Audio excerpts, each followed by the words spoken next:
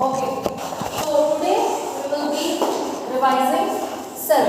In the very beginning of your chapter, you will come to see the history part, in which you got to see so many scientists has contributed some of the other part related to the cell, और most importantly cell theory. उसमें एक phrase आता है cellule omnis cellule, यानी cell अपने जैसे को ही produce करते हैं. सबसे पहले हमें सेल वाली टर्म किसने पॉइंट की थी? Robert Hooke. बट वो ये नहीं बता पाए थे that these components can be living. उन्होंने सिर्फ और सिर्फ ये जो कॉक मटेरियल होता है जिसको हम बाद में बोलते हैं डेड सेल से बनी होती है, उनके पास एक मैग्नीफाइंग ग्लास था और लेबोरेटरी में वो एक एक फाइन चीज को ऑब्जर्व करते हुए घूम रही थी. अल्टीमेटली बेटा पहले जो ग्लास बॉटल्स होती थी ना जिसमें हम रिएजेंट्स और केमिकल्स को स्टोर करते हैं, तो उनके पास मेटालिक कैप नहीं होती थी. So what we are going to put over the mouth is cork. हम स्टेम से आउटर टिश्यूज निकाल लेते थे और उनको ऐसे फॉर्म में कट करके, क्योंकि ये जो चीज है उसका जो नेक होता है नीचे से नैरो होता है ऊपर से ब्रॉड होता है, हम उसमें प्रेस कर देते थे. पुराने बॉटल्स देखेंगे किसी पुराने लेबोरेटरी में जाके, आज भी ये वाली की बॉटल्स आपको मिलेंगी. ठीक है, वो स्पिल होने से उस चीज को बचाते थे. आज हमारे पास मेटालिक या रबर कैप्स हैं. Got it. तो जब इस चीज की बारी आई, उसने मैग्नीफाइंग ग्लासेस को ऑब्जर्व करना स्टार्ट किया. तो the scenario was like this. ऐसे क्लोज शेप कंपोनेंट इसको दिखाई दिए. इंग्लिश मूवीज अगर आप देखते हैं, सीरियल्स देखते हैं, उसमें एक टर्म आती है प्रिजनर. हमेशा एक अलग अलग सेल में रुके रहते हैं कि ये प्रिजनर इस सेल नंबर में होगा. इंडिया में रश ज़्यादा, पॉपुलेशन ज़्यादा है, तो हम एक रूम में एक से ज़्यादा जो क्रिमिनल्स होते हैं, प्रिजनर्स होते हैं, उनको अलॉट कर देते हैं. लेकिन वहाँ पे फॉर्नर में क्या होता है? पर सेल सिंगल क्रिमिनल. तो सेल का मतलब क्या था? लिटरल इंग्लिश में हम देखें, something that is close from all the side. उसमें जो एंट्री होगी या एग्जिट होगी सेल मेम्ब्रेन के बेसिस पे होगी. ठीक है, जब तक वो नहीं चाहे कि एंट्री और एग्जिट किसी भी पार्टिकल की, गैस की, आयन की नहीं होगी. तो सेल का ये लिटरल नहीं था that is something close from all the side.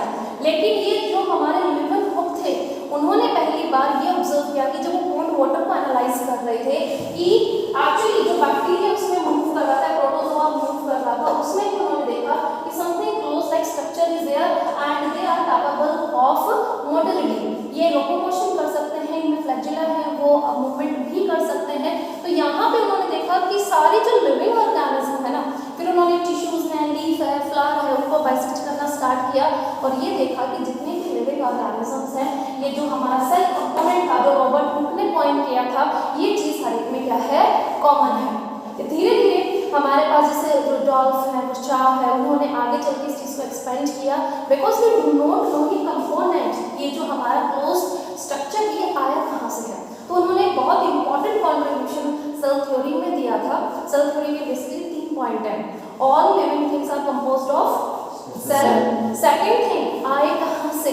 ये वर्काउ ने दिया था, उन्होंने कहा था सेलुले ओमिनस सेलुले. सेल ही अपने जैसे को रिप्रोड्यूस कर देता है. ये हमारी ड्यूटी है अर्थ पे एग्जिट होने से पहले या मरने से पहले हम अपनी एक कॉपी अर्थ पे बना के चले जाते हैं. That is called reproduction. तो ऐसे ही सेल डिवीजन होता है. सेल डीजनरेट होने से पहले क्या करता है? सेल डिवीजन करता है. Got it? And the next thing are they are closed from all the sides. तो ये 3 पॉइंट के आगे चलते हैं. सबसे पहले जो टॉपिक आता है that is of prokaryotic cell. Prokaryotic cell जो मैं आपको इंपॉर्टेंट बताने जा रही हूँ उस पर फोकस कर लेना. That is known as first thing nucleoid. Nucleoid. Next thing is mesosome and another one is ribosome. ये 3 word okay. Plasmid. Starting from the nucleoid. Nucleoid को मैं डिफाइन करूंगा तो प्लास्मिड उसमें ही आ जाएगा. Suppose this is a bacteria. Flagella है, यहाँ पे एलाइक टाइप होता है. This is the genetic material cytoplasm. So prokaryotic cell का सबसे पहली बात क्या होती है? These are very much similar with eukaryotic, but only in their size. Only in their size. Size इनका अगर हम देखते हैं, ये होता है 1 से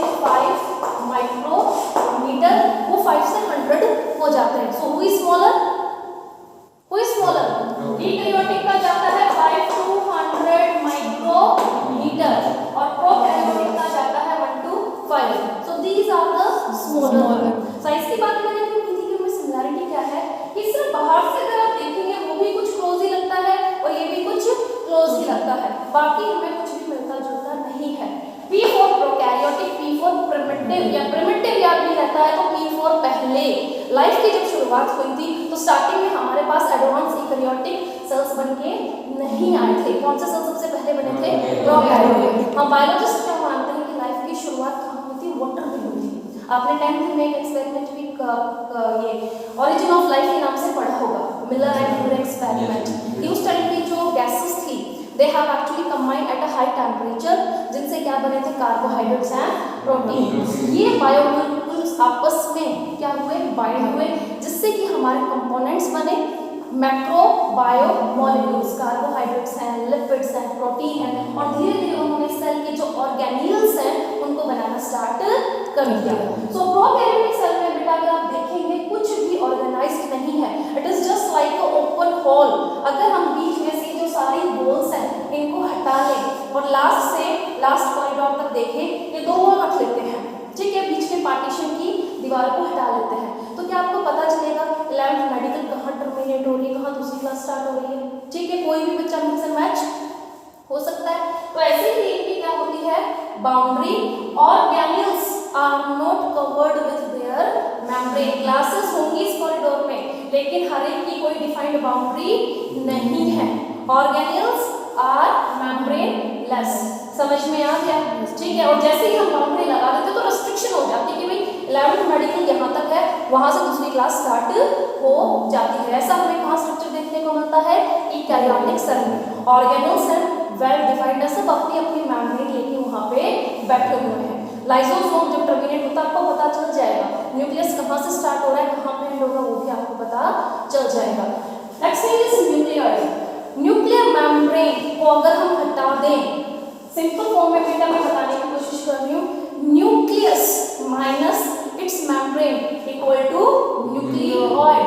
अभी मैंने बताया they are not having their membrane, तो जो उनका जेनेटिक मटेरियल है कहाँ प्रेजेंट होगा? साइटोप्लाज्मिक न्यूक्लियस में पड़ा हुआ है। Got it? और ये एरिया, ये रीजन जहाँ पे हमारा जेनेटिक मटेरियल देखने को मिलता है वो बैक्टीरिया का या प्रोकैरियोटिक सेल का क्या कहलाता है? Nucleoid. Again I am saying, हमारे सेल है, सेल के अंदर न्यूक्लियस है, उस न्यूक्लियस से मैं न्यूक्लियर एनवेलप को छीन लूं तो वो साइटोप्लाज्म कहाँ पड़ा होगा? सॉरी, वो न्यूक्लियस कहाँ आपको दिखेगा? जेनेटिक मटेरियल कहाँ होगा हमारा? साइटोप्लाज्म के अंदर। समझ में आ गया? सो this is very very easy. Nucleus minus nuclear membrane becomes nucleoid, और इसी न्यूक्लियोइड को अगर मैं न्यूक्लियर मेम्ब्रेन लिख दूं क्या बन जाता है? न्यूक्लियस। बस यहाँ पे हमें डबल मेम्ब्रेन लगाने की जरूरत है, इसी को हम न्यूक्लियस कर देंगे। Got it? Very very easy, क्योंकि ये प्रिमिटिव फॉर्म में है। फिर एक आता है plasmid. Plasmid extra chromosomal material है, ये कपलिंग फॉर्म में होता है, सर्कुलर शेप में होता है, या 12th में पढ़ोगे। It is very very helpful in biotechnology. जब आप 9th में थे आपने टर्म पढ़ी होगी hybridization and breeding. Genetic level पे हम मैनिपुलेशन करते हैं, जैसे हमने ये आई कलर का भी एग्जांपल मैंने आपको काफी बार ऑनलाइन क्लासेस में दिया था। Now biotechnology enable us to determine और to select the colour of hair, colour of eye in our next generation. जो भी कलर आप आई में डालना चाहते हैं, डीएनए में से हमें पता है आई के जीन इस पोजीशन पे है, उनको कट कर दिया, मान लीजिए ब्लैक कलर की जगह आप अपने बच्चे में ब्लूइश या ग्रीनिश आई चाहते हैं, ठीक है, और वहाँ पे हमने दूसरा जो कलर हमने सेलेक्ट किया है उसके जीन्स हम लगा देते हैं। Suppose this is the DNA, ठीक है, ये ब्लैक कलर के जीन्स थे जो हमने क्या कर दिए? डिलीट, ठीक है। ये मॉलिक्यूलर सीक्वेंस होती है, एंजाइम्स की फॉर्म से ही किया जाता है, एंजाइम्स को छोड़ते हैं, क्योंकि मैंने आपको पहले भी बताया था सेल में हर एक काम कौन करता है? एंजाइम्स, बायो कैटलिस्ट, या मैं सिंपल टर्म में उनको लेबर बोलती हूँ, हमारे लेबर कौन है? एंजाइम्स। तो ब्लैक कलर हमने रिमूव कर दिया और यहाँ पे yes, so we have cut the genes that codes for black color, और यहाँ पे हमने bluish कलर के जो जीन्स थे जो आपको वैसी वाली आईज देने के रिस्पॉन्सिबल थे वो इंसर्ट कर दिए। So this is what we called biotechnology. हमने इसको क्या बना दिया, हाइब्रिड डीएनए बना दिया। क्या बना दिया, हाइब्रिड डीएनए। ये ओरिजिनल था, ये ओरिजिनल था, लेकिन ये क्या है, ये हमने मैनिपुलेशन की। क्या की है, मैनिपुलेशन। ऐसे ऑर्गेनिजम्स को हम जीएमओ बोलते हैं, genetically modified organisms. Got it. लेकिन ये करने के लिए हमें बेटा इस क्लास में इसकी रिक्वायरमेंट पड़ती है। वो जीन्स जो हमें यहाँ पे डालनी है उनका नंबर इंक्रीज करने के लिए हमने क्या किया, क्लास में बैक्टीरिया से लिया, कुछ इसमें से जीन्स हमने रिमूव कर दिए, अपने जो इंटरेस्ट के जीन थे वो हमने मान लीजिए यहाँ पे लगा दिए, जिसको मैं थोड़ा सा डार्क पार्ट कर देती हूँ, ठीक है। और अब हम बैक्टीरिया को दोबारा डाल देते हैं। बैक्टीरिया हमें पता है बहुत जल्दी रिप्रोड्यूस करता है, तो कुछ ही टाइम में हमें ये जो हमारे जीन्स थे कितनी सारी कॉपीज मिल जाएगी, बहुत ज्यादा। ऐसे ही हम बैक्टीरिया को, वायरस को जानबूझ के हम होस्ट सेल के अंदर डालते हैं हमारा जेनेटिक मटेरियल वहां तक पहुंचाने के लिए। समझ में आया? सो this is the importance of this plasmid. Plasmid हमारे मेन जेनेटिक मटेरियल से हट के एक्स्ट्रा क्रोमोसोमल मटेरियल होता है। किस फॉर्म में, सर्कुलर फॉर्म में या रिंग फॉर्म में होता है, जो कि सेल्फ रेप्लिकेटिंग यूनिट है। तो ये अपना डिवीजन खुद ही कर लेता है। समझ में आ गया? तो आपको साइटोप्लाज्म में दो मेजर चीजें देखने को मिलेंगी, बाकी कुछ प्रोकैरियोटिक सेल में नहीं है। नो ऑर्गेनेल्स और मेम्ब्रेन तो दूर की बात है। Got it? Now the question arises, हम माइटोकॉन्ड्रिया को पावर हाउस मानते हैं, वो हमारे कितने काम की क्या बनाता है, एटीपी। यहाँ पे तो कुछ भी नहीं है, प्रोटीन कहाँ से बनेंगे, लिपिड्स कहाँ से बनेंगे, कौन एटीपी बना के देगा? Now the second thing is mesosomes. Mesosomes are nothing but the folding of the cell membrane. Cell membrane को हम ट्यूब्यूल फॉर्म में या फिर इनफोल्डिंग या फिर मेसोसोम्स के फॉर्म में अंदर देखते हैं। Now this is going to increase the surface area just like बिलाइज, ठीक है। और यहीं पे ही क्या होता है, रेस्पिरेशन, प्रोटीन सिंथेसिस। हाँ, यहाँ पे एक चीज और होती है, ribosomes. Ribosomes are the very very microscopic bodies for protein synthesis. दो सब यूनिट से बने होते हैं। प्रोकैरियोटिक में जनरली ये 17S टाइप के मिलते हैं। इस S को भी देख लेना, जैसे हम ग्राम लिखते हैं, यूनिट्स होती है फिजिक्स में, मैथमेटिक्स में, इतने अगर आप टाइम बताते हो कि हाँ मैम इतने बज गए, लेकिन उसके पीछे आप मिनट्स, सेकंड, आवर लगाओगे, तो ऐसे ही राइबोसोम बेटा दो बड़ी बड़ी सब यूनिट से बना होता है। Suppose this is the bigger one and this is the smaller one. 70S का मतलब है 50S plus 30S। Now it makes 80, लेकिन 70 कैसे आया? Because these are going to overlap with each other. जब हम इनको सेंट्रीफ्यूगेट करा देते हैं, क्या करा देते हैं? सेंट्रीफ्यूगेट। तो जहां पे हमारी रीडिंग 70S आती है, स्वेटबर्ग यूनिट है राइबोसोम का साइज, डेंसिटी, मॉलिक्यूलर कंपोजिशन नापने के लिए। तो सेंट्रीफ्यूगेशन में जब ये राइबोसोम सबसे नीचे सेटल डाउन होते हैं ना, उसके सामने जो मार्किंग लिखी रहती है कितनी आती है? 70S। means they have lose some part of density when they are going to overlap। अलग अलग अगर इनको सेंट्रीफ्यूगेट कराएंगे, ये 50S पे जाएगा और ये छोटा वाला 30S पे जाएगा। समझ में आ गया? स्वेटबर्ग यूनिट, स्वेटबर्ग यूनिट की है इसे, ठीक है।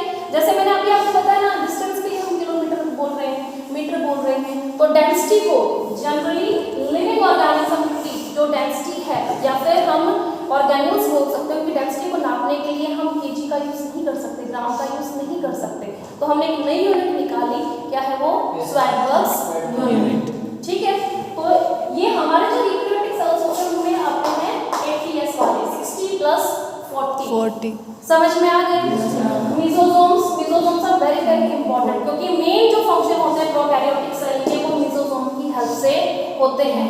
नेक्स्ट थिंग इज सीलिया, पिलाई, फिम्ब्रे। ये क्या होते हैं? फ्लैजिला। फ्लैजिला या सीलिया बोले, मेजर डिफरेंस क्या है? फिम्ब्रे होते हैं, ठीक है, पिलाइज होती हैं। तो बाकी बेटे ये आउटग्रोथ होती है सेल वॉल पे, इनका जो एनवेलप होता है ये 3 लेयर से बनके मिलता है।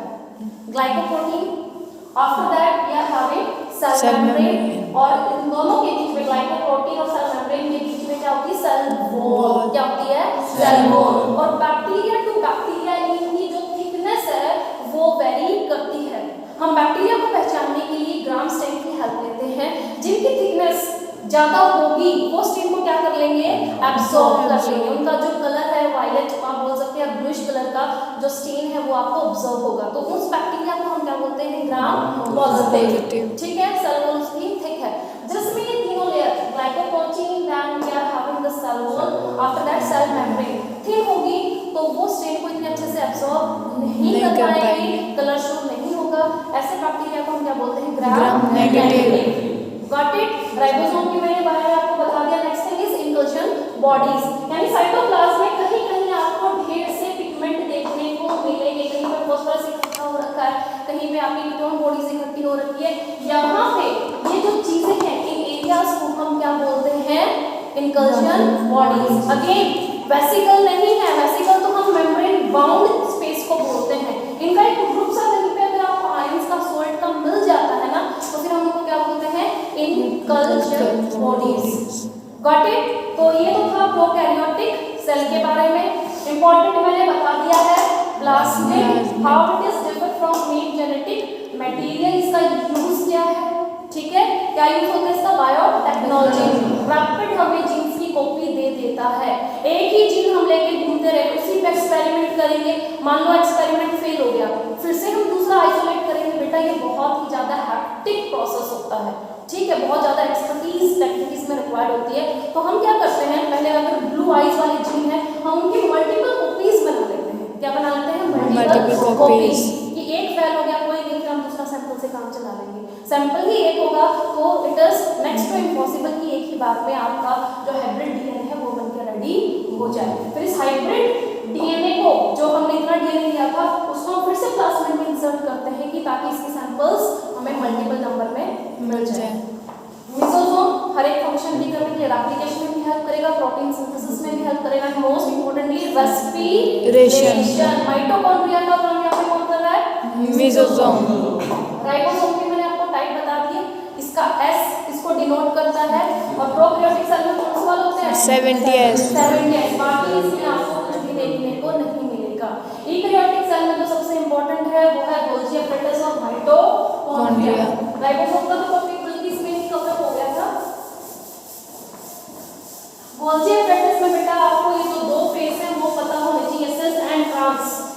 सिस्ट्रिंग्स यूनिट होती है पैरेलल रूप से एक दूसरे पे, आप देखेंगे जैसे ये ट्यूब्स हैं ऐसे ही एक दूसरे के ऊपर ओवरलैप करती हैं। एक फेस आपको ऐसा दिखेगा और एक आपको बाहर की तरफ ऐसा निकलता हुआ दिखाई देगा और लास्ट में ये क्या बना लेते हैं, एक वेसिकल लाइक स्ट्रक्चर बना लेते हैं। फिर ये ट्यूब के बाहर जाते रहते हैं। इनको हम क्या बोलते हैं, सिस्ट्रिंग्स। 10 फेस जहां से वो मॉलिक्यूल एंटर करेगा। पहले गोल्गी एपैरेटस के बारे में देखते हैं। आरईआर ने कोई प्रोटीन बनाया है, इस प्रोटीन को एक हार्मोन की शक्ल देने का काम यानी फिनिशिंग का काम कहाँ होता है, गोल्गी एपैरेटस। आपने लाइफ में पढ़ा होगा, स्टोरिंग है, पैकेजिंग है, मॉडिफिकेशन है। सिंपल शुगर को कॉम्प्लेक्स में चेंज करने के लिए, ग्लाइकोप्रोटीन ग्लाइकोलिपिड बनाने के लिए यानी ग्लूकोज के साथ लिपिड को चिपकाने के लिए या ग्लूकोज के साथ प्रोटीन को बाउंड करने के लिए कौन रिस्पॉन्सिबल है, गोल्गी एपैरेटस। इसलिए हम बोल रहे हैं ग्लूकोज, ये क्या है, सिंपल शुगर। इसको हम किस में कन्वर्ट कर रहे हैं, कॉम्प्लेक्स। एक काम तो ये हो गया। दूसरा काम मैं बता रही हूँ, प्रोटीन बनाने का काम किसका है, राइबोसोम्स। राइबोसोम जिस रेटिकुलम के ऊपर प्रेजेंट होते हैं उसको हम क्या बोलते हैं, आरईआर। आरईआर कहाँ होते हैं, न्यूक्लियस में। जो न्यूक्लियर मेम्ब्रेन होती है उसी की एक्सटेंड फोल्डिंग्स होती हैं, यानी जहां जहां न्यूक्लियस होगा वहां वहां आरईआर उसके साथ मूव होगा। Got it, yes ma'am. तो आरईआर से बेटा अगर हम राइबोसोम को निकाल ले, it will be converted into SER. किसमें कन्वर्ट हो जाएंगे, एसईआर। एसईआर कौन सी फैक्ट्री है, लिपिड फैक्ट्री, फैट बनते हैं। आरईआर कौन सी फैक्ट्री है, प्रोटीन फैक्ट्री। याद रखने के लिए यहां से ऐसे हम अगर इसकी ये जो लेग है इसको रिमूव कर देते हैं, लुक्स लाइक अ प्रोटीन, तो प्रोटीन कहां बनेंगे, आरईआर। किसकी हेल्प से, राइबोसोम। और जब स्मूथ पे हमने राइबोसोम के ऐसे बोल लगा देते हैं उसी को हम बोलते हैं rough endoplasmic reticulum. Got it. तो हम क्या करते हैं, हमने एक रफ फॉर्म में प्रोटीन बनाया, अमीनो एसिड लगाया और ऐसे फेंक देते हैं, वो सीधा कहां आता है, गोल्गी एपैरेटस के कौन से पार्ट में, ये क्या है? ये कॉम्प्लेक्स होता है, ठीक है, और ये कॉन्वेंशन यहाँ से वेसिकल निकल रहे हैं बन के। लाइसोसोम में कौन बनाता है? Golgi apparatus. सारे वेसिकल जो स्टोरिंग के लिए काम आते हैं वो भी गोल्जी एपरेटस ही बनाता है। तो प्रोटीन को हार्मोन में, एंजाइम में कन्वर्ट करने का काम कौन करता है? Golgi apparatus. उसमें मेक एक्स्ट्रा आयन लगा के, कोफैक्टर लगा के, कोई एलिमेंट जोड़ के। तो ऐसे हमारी एक बिल्डिंग है, रफ फॉर्म में खड़ी तो कर दी, लेकिन फिर आपको पता है कि ये जो मार्बल है उसकी पॉलिशिंग चलती है कि नहीं चलती है? हम कर्टन्स लगाते हैं, पेंट होता है, यस और नो? तो वो क्या है? फिनिशिंग है। तो हम उसमें रॉ मटेरियल में भी रख सकते हैं। तो फिनिशिंग का काम कहाँ होता है? Golgi apparatus. दूसरा इंपॉर्टेंट, फॉर्मेशन ऑफ लाइपोसोम। तीसरा, simple sugar to complex sugar. इसके बाद में